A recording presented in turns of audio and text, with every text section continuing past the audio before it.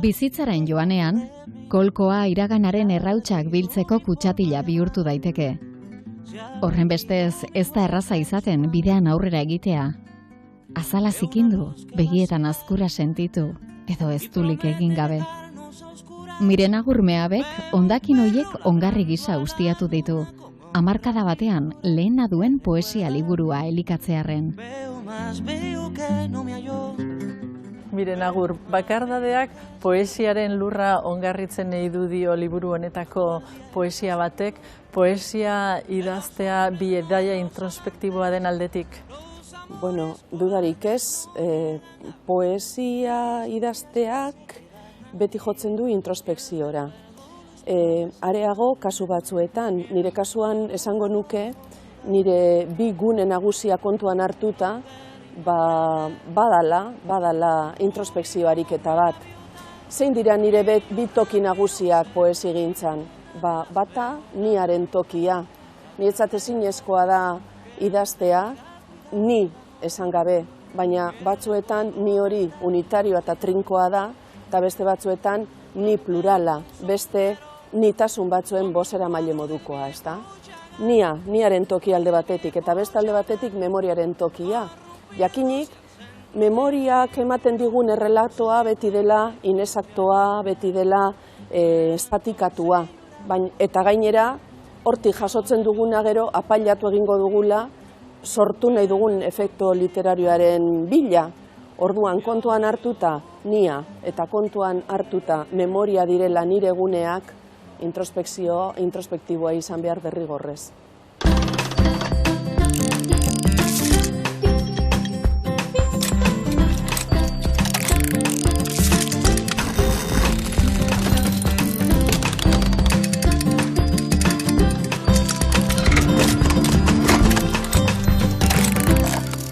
Emakume multzo bat irudikatu duzu klaustro batean, kandelak piztuta eskuetan, idazleak izan edo ez. Horiek guztiek atera zintuzten korrura? Bueno, apurka atera naute korrura, edo sartu naute beren klaustroan, edo beren anfiteatroan, ez da.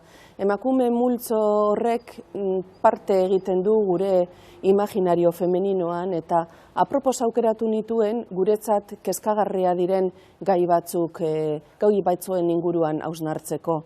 Adibidez, sororitatea, adibidez, amodio romantiko toksikoa, adibidez, belaunaldien arteko zaintza, edo bakegintza eta beste gai batzuk. Korrura etara ninduten, edo neu sartu naiz, haien korrura, deia sentitzen nuelako haiekin elkarrizketan aritzeko. Herrikide duzun Sonia González idazlea laster batuko zaigu solasaldira, bera ere korru horretakoa bertakoa da? Izango ez da ba. Sonia, asko estimatzen dut, ez idazle gisa bakarrik, baita pertsona gisa ere, miretsi egiten dut bere sakontasuna saiakerarako, eta bere azken liburuan adibidez isilpenari buruz egindako hausnarketek inarrozi egin ninduten, ez da? Derrigor egon behar korruan eta eskutik ondo helduta. Azken urtean, sari ugari irabazi dituzu errekonozimenduak baita ere, bat aipatzeko Espainiako poesia sari nazionala, gainera esan behar da euskeraz idatzitako lehen poesia lanari eman diotela. Horrek zer balio du zuretzat? Bueno, egia esan, azken urteetako lanari egindako aitortza bat dela, eta maila pertsonalean harrotasunez betetzen hau eta eskerronez. Baina halaber, hasieratik esan dudan moduan, aitortza hori edatu nahi izan dut nire hizkuntz komunitatera eta nire kultur komunitatera. Ze esanik ez. Pandora da erruduna. Zorigaiztoa askatu zuen mundura, futbol zelaira baloia bezala, edo azeria oiategira. Triptikoaren irudia erabili duzu liburu honen aurretik idatzitako beste biek arteko lotura egiteko. Hala da, bai, triptiko hau 3 liburuk osatzen dute. Kristalesko begi bat, Alde batetik, gero ezurren erretura eta azkenik nola gorde errautsakolkoan. Triptikoaren irudia erabili dut adierazteko 15 eta 16. mendeko flandetar pinturetan bezala, historio hauek edo material hauek ere independiente edo bakarka begiratzeko modukoa direla, irakurtzeko modukoa direla, baina aldi berean osotasun bat adierazten dutela islatzeko, ez da. Baina bakotxa pintatzeko, pinturen alegoriarekin jarraituz bakoitza pintatzeko erabilitako teknika desberdina da, batean narrazioa novela, bestean narrazioa baina ipuin gisa, eta hirugarrenean poesia. Eta pintura horiek, antzinako pintura horiek, beraien artean bisagren bidez lotuta egoten ziren moduan, hiru hauen artean ere badaude loturak, kohesioa eta sinesgarritasuna ematen dietenak. Era berean, hiru ikuspegi ezberdin jorratzeko bidea eman dizutelako? Bai, norberak, nik neu behintzat ez dut a priori jakiten zer den idatziko dudan. 2013an arrastorik ere ez neukan ondoren zerretorriko zen prozesu baten emaitza izan da, eta prozesua garatu ala hori arrazoitzeko edo justifikatzeko norberaren sostengu teorikoa ere lagundu behar izaten da, ezta? Orduan, bata bestetik dator eta alantxe garatu da bide hori, interkonexioen bide hori. Baratzeko lanarekin konparatu duzu idazmena, bietan bai baratza, bai lurra, bai idazmena emankor izateko erabili behar diren teknikekin nola alderatzen da hori? Bai, kristalesko begi baten baratzea lantzearekin konparatzen nuen idazkuntza, ezta? Baratzean jakin egin behar delako ze lur zati den egokiena landare mota bat sartzeko, bebai jakitun egon behar dugulako batzuetan gehiegi izten bazaio untzorriari hasten, untzorri horrek horma lerrarazi dezakela, hori idazkuntza seguri ere gertatzen zaigu hori, ez da, batzuetan gure idazkere ere izan daiteke guretzat lergailu moduko bat.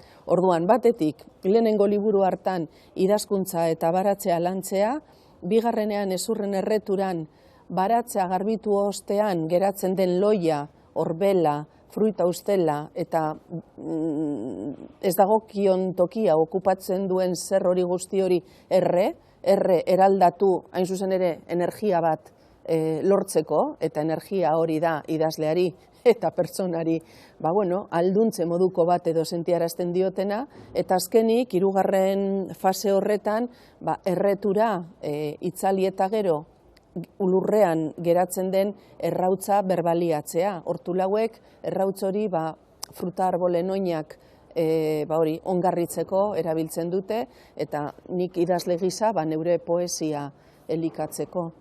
Liburu honek badauka aipu batek dion bezala egin eta desegin aldetik asko? Bai, baina egin eta desegin nire idazteko estiloa hori da behintzat.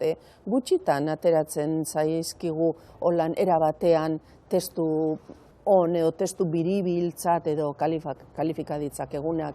Nik egin, desegin, umeekin eskoletan nagoenean beti ipintzen diet plastilinaren konparazioa. Hasieran plastilina mordo bat lantzen dugu, hori da niri behintzat lehenengo bulkadan ateratzen zaidan testua, baina gero figura basto hori leundu egin behar da, soberakinak kendu egin behar zaizkio, apaingarriak ere ipini, edo zotzekin markak egin, beste gorputz bat, beste amaiera bat eman, ez da, egin, desegin, berregin, eta, horixe etengabe prozesu metamorfiko erabatekoa da. Olerkiak idaztean sentitu duzu arrisku hartu duzula, arriskatu egin zara liburu hau argitaratzean? Nik uste dut baietz, baina oso garbi daukat zein diren edozein poetaren oinarrizko exigentziak. Bata da, arriskuak hartzea, nahiz eta batzuetan lapraztegin eta muturrak utzi edo ulertu ez izan, bai? Irudi bat erabiliz esango nuke idazleok egon behar dugula dadotan jokatzen bidegurutzeetan, ez da? Ze bidegurutze asko planteatzen zaizkigu lanean jardunala. Hori da bat, arriskuak hartzea. Eta bestea, poeta izan da, edo poesi gintzan aritu nahi baduzu, prest egon behar duzu zure zaurien ertzak zabalik edukitzeko. Nik gomendatzen dizuedan liburua da Mari Mutilandi baten blusa. Leslie Feinberg idazle estatu batuarrak 1983an kaleratutako liburua da. Eta gaur egun euskaraz duguna, Katakarraki eskerrak eta Fermin Zabaltza itzultzaileari eskerrak. Zer kontatzen da liburuan? Liburuak kontatuko digu Jess Goldberg pertsonaiaren istorioa, pertsonaiaren umezarotik, nerabezarotik gutxi gorabehera adindu egiten den arte. Eta hemen zutabea den galdera baten inguruan ariko gara. Zer zarazu, mutila edo neska? Hain zuzen ere, idazleak bere gatazka identitario horren baitan aurre egin beharko baitio gizarteari, ez duelako bere ekosistema sozialean ulermenik edo aski babes topatzen. Orduan hemen idazleak sartuko gaitu 1970ko hamarkadako estatu batuen alderdi nolabait sozial kontestatario horretan, ez? Eta hemen mugituko gara mugimendu feministara, sartuko gaitu idazleak LGTB eskubideen aldeko borroka berrietan, joan gaitezke baita ere langileriaren lantegietara, sindikatutara, klase borroka ikusiko ditugu arrazismoaren kontrako mugimenduak baita ere, nolabait, nola esan, sartuko digu idazleak Estatu Batuetako 70ko hamarkadako borroka sozial guztiak sartuko dizkigu koktelera batean eta itzuliko dizkigu Jess Goldberg pertsonaiaren prismatik begiratuta, ezta. Liburu oso interesgarria da, hain zuzen ere, borroka mentalei dagokienez, mundua ulertzeko ikuskerei dagokienez, gure muga mentalak lehertzen dituelako eta nolabait indarkeriaren inguruko sortzen diren indarkeria instituzionalen kontrako diskurtso bat ere badaukalako, ez? Oso interesgarria garai hauetarako. Oroimena zine oihal saretu batekin parekatu duzu, esango zenuke poesiak bizitzari intentsidadea ematen diola zenbaitetan? Poesiak intentsitatea ematen dio bizitzari, bizitza bera ere intentsoa denean. Baina nik esango nuke batez ere poesiak laguntzen digula, memoria aipatu duzun ezkero, memoria egonkortzen laguntzen digu poesiak. Adibidez, nola Gorde Errautza kolkoan ageri da parte bat, album bat izenekoa, eta parte horri nik kostumbrista esaten diot, neure haurtzaroko folklorea bilduta dagoelako, ez da jolasak, eskola egunak, familia eredua, hainbat paisaia eta bar. Orduan, memoria hori berreskuratzea izan da nire gozeetako bat, bai liburu honetan eta bai aurreko ezurren erreturan, eta horren hasikina kristalesko begi baten dago. Gure oraina ulertzeko eta modu batera edo bestera zergatik jokatzen dugun jakiteko, askotan gure aurrekoei begiratu beharra ere izaten dugu, ezta? Nondik gatozen, nolakoak izan dira, adibidez, gure aurreko emakumeak, etxeko emakumeak. Hartaz gogoeta egiten hasteak eraman nauni liburu hau idaztera, eta horren aurrekoa idaztera baita ere. Oroimen horretan genealogia femenino bat eraiki duzu bizitzakoa eta literaturari lotutakoa.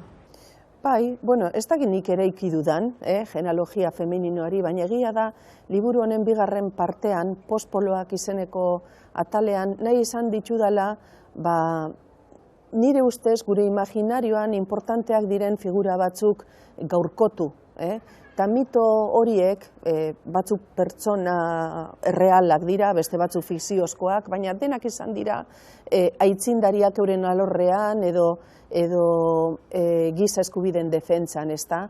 Eta nik aukeratu ditudanak batzuk dira, beste asko ere izan zitzezkeen, eta eurak gaurkotzean uste dut estrategia bat edo garatu dudala, estrategia xume bat, guretzat emakume gizak eskagarria diren zenbait arazo planteatzeko. Aipatu dezun horretan badago Ailari dedikatutako olerki bat, nun pertsonaia eguzkitik ilargira daramazun. Bai, rekorrido horretan, Postpoloak ataleko rekorrido horretan, 22. mendetik hasten gara, Alien filmeko Ellen Ripley, tenienteari olan oihartzuna eginez, eta atzeraka, mendez mende, historia aurrean amaitu arte, ez da. Ayla, Jane M. Auelek asmatutako pertsonaia hori, liburuak irakurtzen, pentalogia hori irakurtzen hasi ginenean, heroina bat zen guretzat, ez da.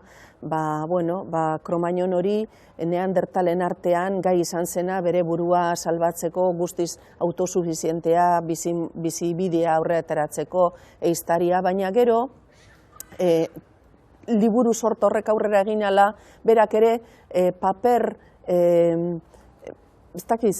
tradizionalago bat edo hartzen du, eta hori deitoragarri eruditu zitzaidan niri garai hartan. Ez da, bat-batean etxeko Andre bihurtzen zen, basatia izandako emakume hori. Orduan, pizka bat horri nire sentsazio literario horri keinu eginez sortu nuen poema. Esateko, Raicho Iratsuka, pentsalari japoniarraren aipua hartuta, zelan hasieran emakumea eguzkia zen, eta orain ilargi bihurtu dan, ez da, beste astro baten argia islatuz bezala, ez? Pizkat horretaz gogo eta jolasti egiteko asmo sortu zen poema. Liburu honetan esango nuke badagoela otoitzaren hots bat, tonuarengatik, erritmoarengatik. Bai, ez dut ukatuko, areago askotan azpimarratzen dut hori, eta beti justifikatzen dut, esanez, gure aititxa, Lekitxoko Elixako sakristaua izan zala 50 urteetan, eta txikitan, ohituago nengoela ni bokadilloa sakristian jatera, portuko eskilaretan jatera baino, ez da? Orduan, txikitatik hasi nintzen, Elizako irakurgaietan, antzerkietan, horrelakoetan. Eta orduan gainera, Elizekintzak oso garrantzitsuak ziren euskera landua sustatzeko. Eta niri geratu egin zait liturgiako sonsonetea, liturgiako doinua, bertsikuluena, salmoetan izaten diren errepika horiek eta abar guztiz geratu zaizkite neure idazkeran, baina, musikalitatea ematen diote testuari. Eta, musikalitatea eta gainera nik uste dut oihartzunak ere pizten dizkietela irakurleei. Oroimena aipatu dugu Mirena gaur. Oroitzen den guztiari hitza jarri behar diogu edo tarteka utzi behar ditugu gauza batzuk bazterrean? Batzuetan oroitzapen batzuk dira eskean bezala izaten ditugunak, ezta? Lehen esan dudan moduan, oroitzapen horiek paperera isurtzean izaten dugulako bizitza harrapatzearen zentzua, bizitza atzematen gaudela sentitzen dugu, ezta? Alde horretatik nik uste dut guztiz emankorra dela memoria, baina ez dago memoria guztiz, zehatz eta osorik harrapatzeko ez burmuinik, ez hizkuntzarik. Dolu eta galerarekin ari zara elkarrizketan liburu honetan eta beste zenbait liburuetan ere, iragan denbora batekin zein maite lagunarekin, eta jakin nahi dut nola kudeatzen duzun distantzia eta emozio poetikoa? Nire ustez idaztea bera da, distantzia jartzea gure zoritxarreko gertaerekiko. Orduan, kudeatzeko modua idazkuntzaren bidez egiten dut nik. Idazten duzunean garbitu egiten duzu nolabait zure barrua, ezta? Emozio horiek menderatu egiten dituzu, eta mailan jartzen zarenean eta maiti jaikitzen zarenean zerbait gertatu da zure barruan, ezta? Idatziz islatzeko ariketak jartzen du distantzia gertakizunaren eta norberaren emozioaren artean.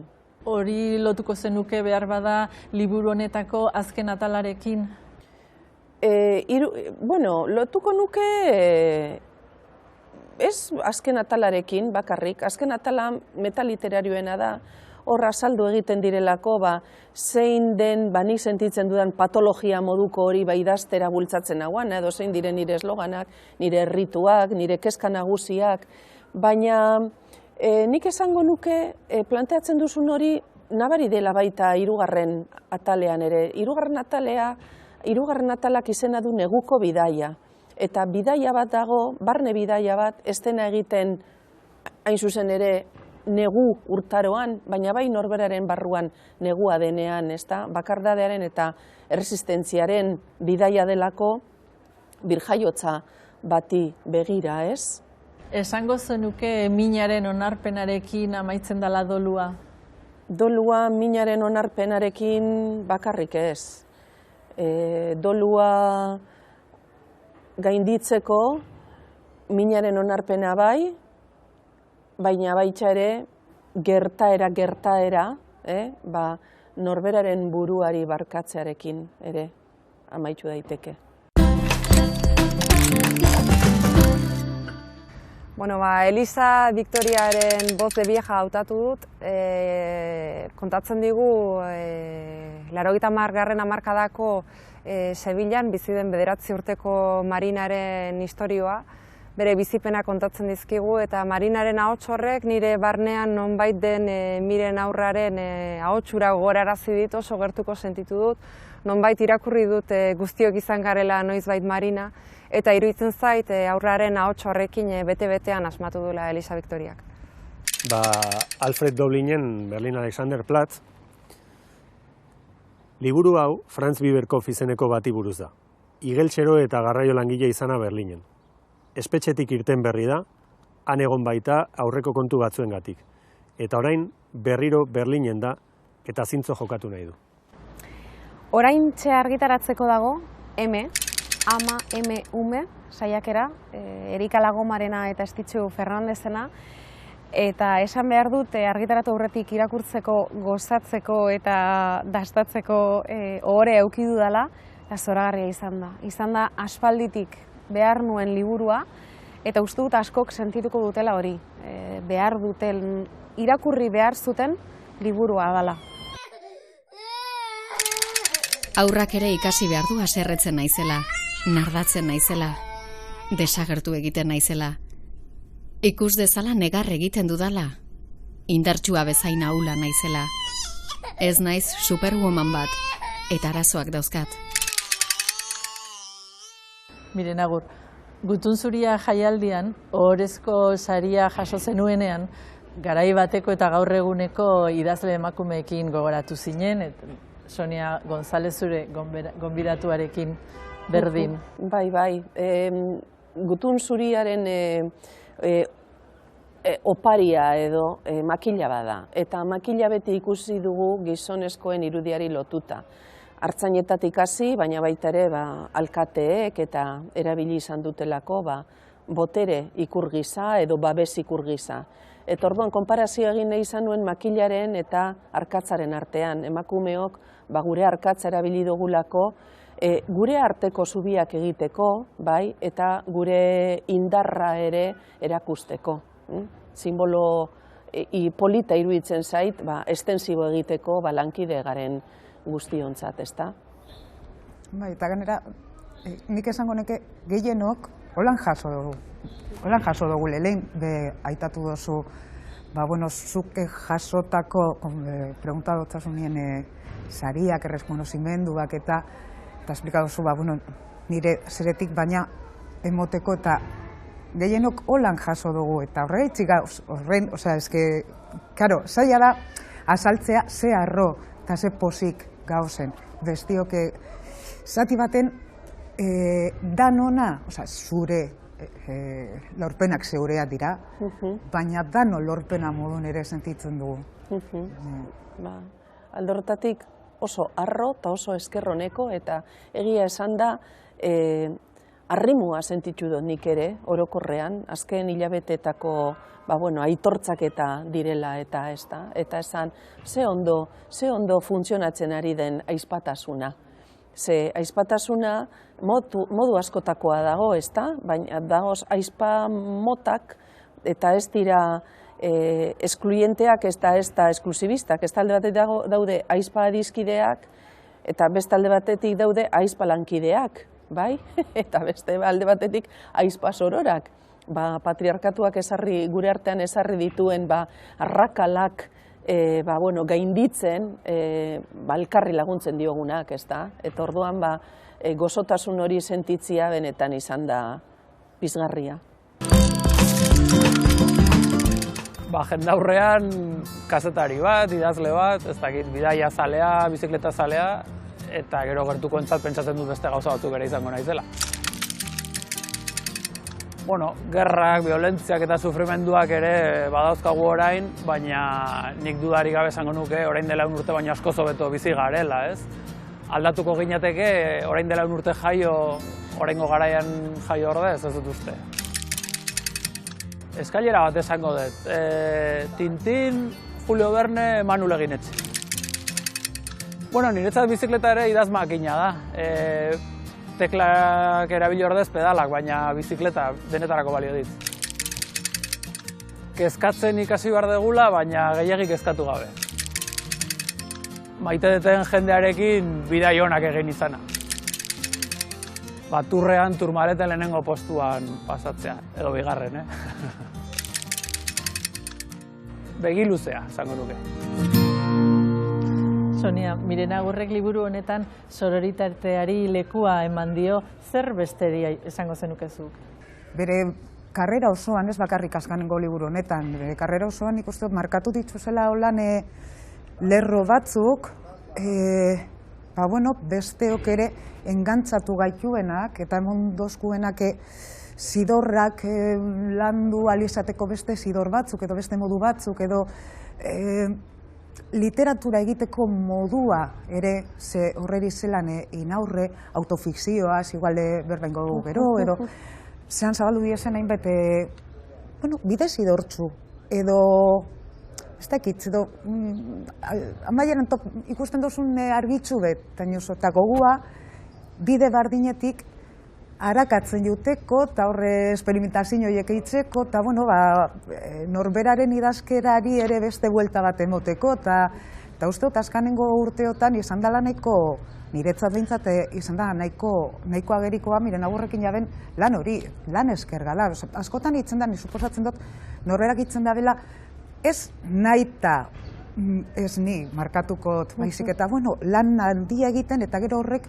bere emaitza izaten duela. Besteo jasoten dugunean eta geure burua alde batetik islatuta ikusten dugunean literatura egiteko modu diferente horietan edo eta niretzako hori izan da euskal literatura orokorrean eta besteontzako itsasargi bat zenbait kasutan. Nik jakin gabe, Karo, hori badakit.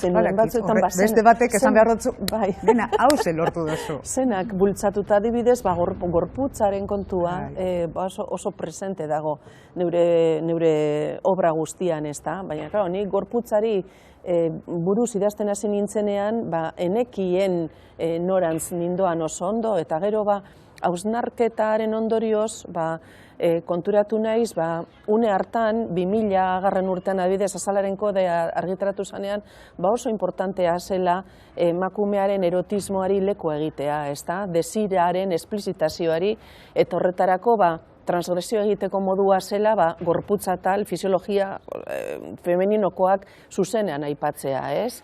Gero konturatu naiz gorputz horrek izan duela bilakaera bat, bihurtu da, ez bakarrik erotismoaren adierazle, baizik eta baita ere, emakume sujetuaren kontzientzia duen gorputz bat, ezta? Eta esango nuke, bilakaera horretan, hainbat fase ere jasan dituela.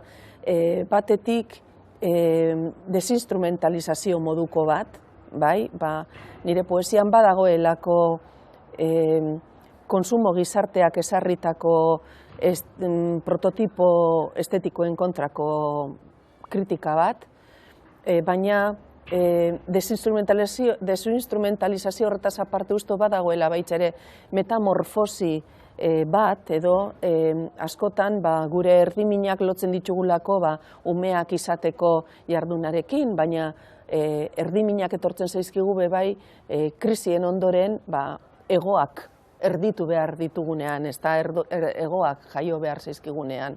Orduan badago erotismoa, badago desiaren esplizitazioa, badago emakume subjektuaren kontzientzia, badago desinstrumentalizazio nahi bat, metamorfosi premia, eta azkenik esango nuke, azken poema bilduman, urrutiramendu moduko bat ere. Ze gorputza sorgor dagoenean, norberaren ezurra, norberaren plasma, norberaren konjuntiba, ez da gozatzen norberaren baitan, baizik eta batzuetan paisaian islatuz, ez?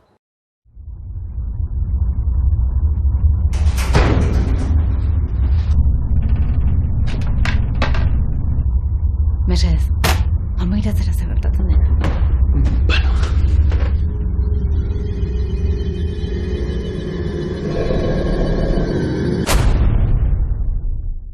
Zerbait egin behar dugu.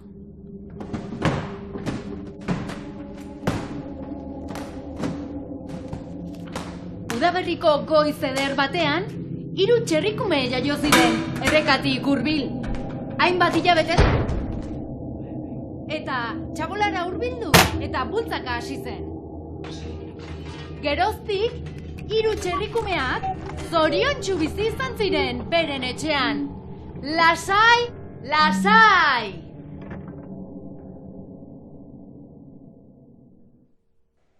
Baldago antzekotasunik zuen literaturan? Pues nik ez dakit jakinko zer esan olan bateko honetan. Eta ganera holan literatura biak erkatzea lotzapur bat emoten dozte? Ez ba, neska. Hori holan da. Igual topatu alda, ez dakit, ez dut nik gorputzaren lehen aipatu dugun hori desiraren esplizitazio horretan, nik uste dut horretan badaukagula antzik adibidez, eta hori ahots segurtasun bila, dabilen ahots gardena izate horretan ere nik uste dute badaukagula antzik, bai? Zaila egiten ez dola, neuriak inburuan. Izango ez dugu, baina gainera, geure ezaugarri komuna da, baina da, baita ere gure testu inguruko beste emakume idazle batzuen ezaugarria, eta gure lurraldetik kanpoko beste emakume batzuena ere bai, ez da? Hori ikusten da beste emakume idazle batzuen testuetan ere ikusten da, referentziak bauta beste keinuak, eta edo